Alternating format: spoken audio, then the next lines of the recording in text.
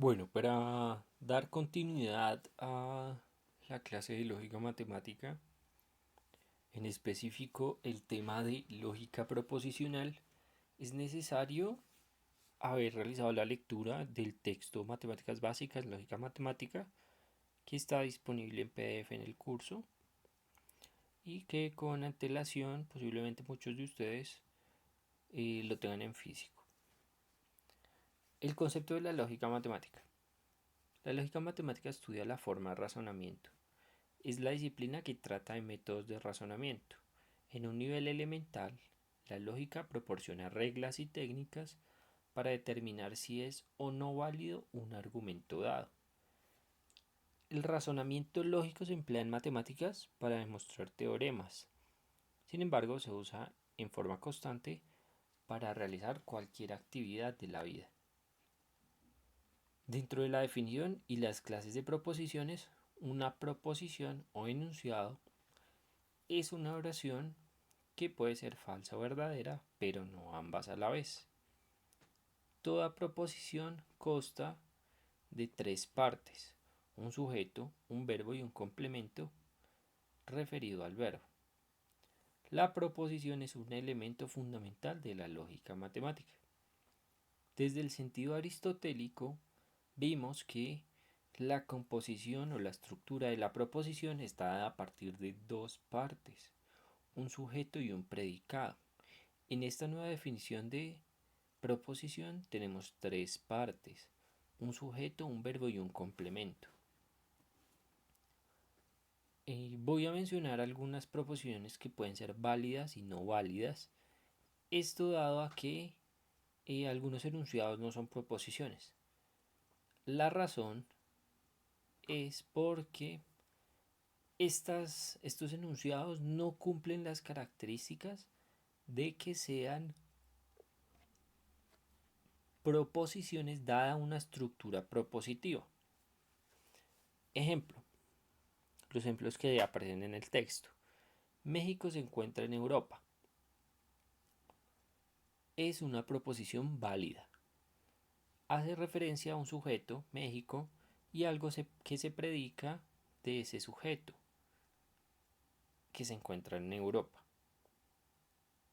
El hecho de que sea falso o verdadera no implica que no tenga validez. El segundo ejemplo: 15 menos 6 igual a 9. También es una caracterización de una proposición válida.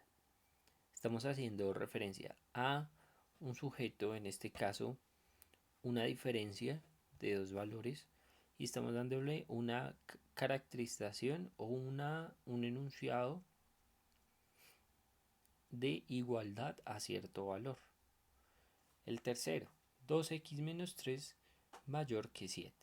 También estamos dando una caracterización a ese sujeto, lo cual hace que la proposición sea válida. Tenemos un sujeto y estamos hablando algo de ese sujeto. El sujeto, la diferencia, 2x menos 3, y lo que estamos hablando del sujeto, mayor que 7.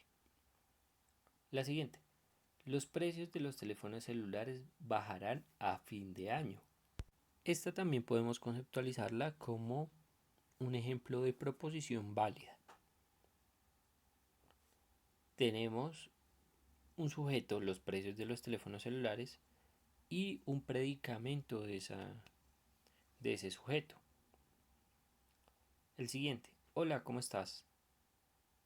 Es un saludo. No tiene sujeto alguno, no se está refiriendo a algún sujeto. En ese sentido, no tenemos un criterio de validez sobre este ejemplo. Cómete esa fruta. Ese otro ejemplo de cómete esa fruta no hace referencia a una proposición válida. Tampoco cumple con el criterio, la estructura de validez para las proposiciones. No tiene un sujeto, verbo y un complemento, o en el sentido aristotélico un sujeto y un predicado. Algunos ejemplos mencionados pueden tomar un valor de bivalencia, ¿no? De verdadero o falso. Eso dependiendo de la relación que existe entre la correspondencia de lo que se predica y el sujeto del cual se predica. Algunas proposiciones en general pueden tener ciertas características, pueden ser simples si solo tienen un sujeto, un verbo y un complemento. De lo contrario, consideraríamos que la proposición es compuesta. Las proposiciones también pueden ser consideradas cerradas si el sujeto es determinado. Si el sujeto no es determinado, se pueden considerar proposiciones abiertas. A manera de ejemplo, el día de hoy estamos en clase. Hacemos referencia a una proposición simple. Tiene un sujeto, un verbo y un complemento. Si damos un ejemplo como el día de hoy estamos en clase y es de forma virtual, estamos haciendo referencia a dos complementos para un mismo sujeto. Sin embargo, dada la caracterización de el conector y, determinamos que esta proposición es compuesta. Al decir el ejemplo, Martín tiene un desarrollo académico sobresaliente, estamos determinando un sujeto. Por lo tanto, sería una proposición cerrada. Cuando decimos el estudiante tiene un rendimiento académico sobresaliente, consideraríamos una proposición abierta, dado que el sujeto no hace referencia a un individuo específico, sino puede tomar la caracterización de cualquier individuo. Las proposiciones también pueden ser de tipo afirmativo o negativo. Afirmativo cuando decimos el video es aburrido. Y al mencionar esa proposición estamos haciendo una caracterización afirmativa, estamos haciendo una afirmación, distinto a cuando decimos el video no es aburrido. Estamos de forma explícita mencionando la negación a una proposición.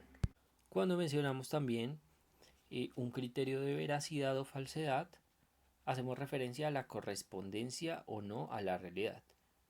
Por ejemplo, al decir el video es aburrido, estamos haciendo referencia a una falsedad, sí, a una falsedad. Y cuando decimos el video es divertido, es entretenido, es didáctico, estamos haciendo referencia a algo verdadero, porque en la realidad el video que está viendo en este momento es didáctico, entonces es real, es verdadero.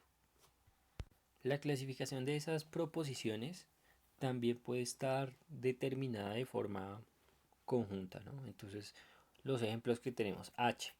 Ana come pizza y bebe refresco. Es una proposición compuesta, cerrada y afirmativa. Compuesta tiene un conector, una relación y, que consideraríamos una conjunción de dos proposiciones. Es cerrada, hacemos referencia a un sujeto en específico, en este caso a Ana, y es afirmativa porque no aparece ninguna negación respecto a los predicamentos que se están dando del sujeto. El ejemplo J, ella no nada muy rápido, es una proposición simple, no tiene ningún tipo de conector o relación a partir de la conjunción, disyunción, implicación, doble implicación. Entonces, por lo tanto, es una proposición simple, es abierta, no hace referencia a un sujeto en específico, sino a ella, no sabemos quién es ella, y es negativa porque está explícito la negación no. El ejemplo K dice: Cuernavaca no está al norte del DF y no hace frío. Es una proposición compuesta, cerrada, negativa y verdadera. Con este ejemplo se evidencia que es compuesta porque aparece una relación, también una conjunción a partir de la mención de la I. Al juntar norte del DF y no hace frío, estamos convirtiendo la proposición en una proposición de tipo compuesto. Es cerrada porque hace referencia a un sujeto específico, en este caso a la ciudad o el poblado de Cuernavaca. Es negativa porque está explícita la negación no, y es verdadera porque la ubicación no es al norte del DF. El ejemplo L, 7 más 3 igual a 10 es una proposición simple, cerrada, afirmativa y verdadera. No es de ningún tipo negativo porque los valores son positivos. La proposición es simple porque hacemos referencia únicamente a una suma, a una adición, 7 más 3. Y es verdadera porque 7 más 3 se puede entender como 10. La proposición m, x al cuadrado es diferente de x menos 2, es una proposición simple, abierta y negativa. Estamos diciendo x al cuadrado es diferente, es decir, no es igual a x menos 2, ya convierte esto en una proposición de tipo negativo. La proposición n, a más b igual a 6, es una proposición compuesta, abierta y afirmativa. Compuesta porque a pesar de que tenemos una adición, tenemos dos variables, es decir, dos sujetos diferentes. Por lo tanto, entenderíamos esto como una proposición compuesta, de tipo compuesto. Abierta no hace referencia a las variables. Para entender un poco las relaciones existentes a nivel proposicional, hablamos de los conectivos lógicos en proposiciones compuestas. Existen conectivos u operadores lógicos que permiten formar proposiciones compuestas, es decir, formadas por varias proposiciones simples. Los operadores o conectores básicos son la conjunción, que aparece como operador AND, en inglés AND. Se utiliza para conectar dos proposiciones que se deben cumplir para que se pueda obtener un resultado verdadero. Se le conoce como multiplicación lógica y su símbolo es I. Eso quiere decir I. ¿De acuerdo? I. El ejemplo sea el siguiente enunciado. Voy al cine cuando hay una buena película y cuando tengo dinero. Entonces tiene dos proposiciones P, Q y una tercera proposición R. Entonces voy al cine, hay una buena película y tengo dinero. De tal manera que la representación del enunciado anterior usando simbología lógica es como sigue. P igual a Q y R. ¿Listo? Aquí empezamos con algo diferente. Te voy a hacer un paréntesis y voy a hablar de las tablas de verdad. Las tablas de verdad son unas herramientas matemáticas empleadas a partir de un arreglo matricial, es decir, de una serie de columnas, que eso es la forma organizacional vertical de la tabla, y unas filas, que es la forma organizacional de forma horizontal. Entonces las verticales son las columnas, las horizontales las filas, y entendemos eso como una matriz. ¿De acuerdo? Entonces, tenemos que, como bien se expuso también en el primer texto, en el del concepto de la lógica a lo largo de la historia de la filosofía, los megálicos estoicos hicieron la introducción de las tablas de verdad como una herramienta lógica para poder establecer o realizar una simplicidad, bueno, modificar el raciocinio, el juicio, de forma más simple para el análisis lógico de la caracterización de las ideas, de la razón, de los juicios enunciativos que hacen las personas. Entonces, además emplearon también lo que nos dejó la lógica aristotélica, un concepto de bivalencia, de verdadero cuando corresponde el predicado al sujeto y de falsedad cuando no corresponde el predicado al sujeto. En ese sentido, observamos que para el ejemplo toma valores de 1 y 0. 1 donde el valor es verdadero y 0 donde es falso. Tenemos Q en la primera columna, R en la segunda columna y la operación de conjunción P y R en la tercera columna. En la primera fila aparece Q1, R1, P y R1, lo que quiere decir que Hay una buena película, es verdadero. Tengo dinero, es verdadero. Entonces, la conjunción hay una buena película y tengo dinero va a ser también verdadera.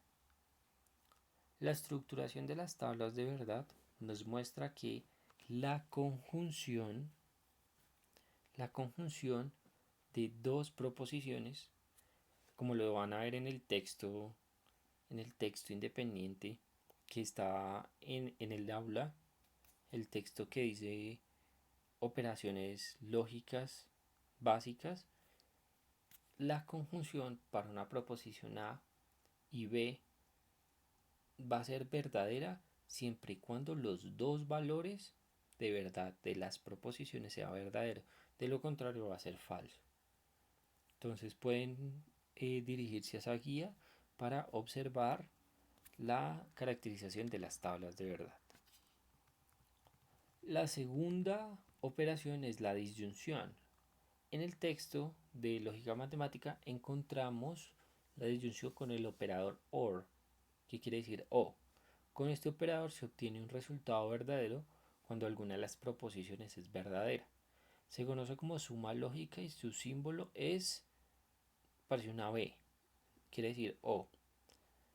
Ejemplo, sea el siguiente enunciado: para ir a Toluca puedo tomar la carretera federal o tomar la autopista de cuota. Sean ir a Toluca, tomar la carretera federal y tomar la autopista de cuota P, Q y R correspondientemente. Según la estructuración de la tabla de verdad, tenemos Q verdadero, R verdadero, P o R verdadero. Entonces, si alguna de las dos es verdadero, ya tiene una caracterización de verdadero. ¿De acuerdo? Bueno, para esto también se pueden referir al texto de operadores lógicos fundamentales que les estaba diciendo para ver las tablas de verdad. Bueno, la siguiente operación es negación. La negación tiene el operador not. Su función es negar la proposición. Esto significa que si alguna proposición es verdadera y se le aplica el operador not, se obtendrá su negación, falso. Este operador se indica por medio del símbolo comilla, entonces tiene una comilla. ¿Listo? Para este texto de lógica matemática. En el texto de operadores básicos encuentran como una L girada o como unas onditas. ¿Listo? Como un moñito. Eso va a representar no. Entonces dice, sean, el león es el rey de la selva. La negación para esa situación, para esa proposición es, el león no es el rey de la selva. ¿Listo? Y también aparece una tabla de verdad. P y negación de P, donde cuando es verdadero la negación va a ser falsa y cuando la proposición es falsa la negación es verdadera. ¿De acuerdo? Es necesario que para el desarrollo de las siguientes clases ustedes tengan muy claro las conceptualizaciones de las tablas de verdad. ¿De acuerdo? Que puedan, si es posible, aprenderse de memoria la ubicación y las conclusiones a partir del análisis de la relación de dos proposiciones, dada la conjunción y la disyunción hasta este momento. Conjunción, disyunción. Y tener también clara la operación de negación para una proposición.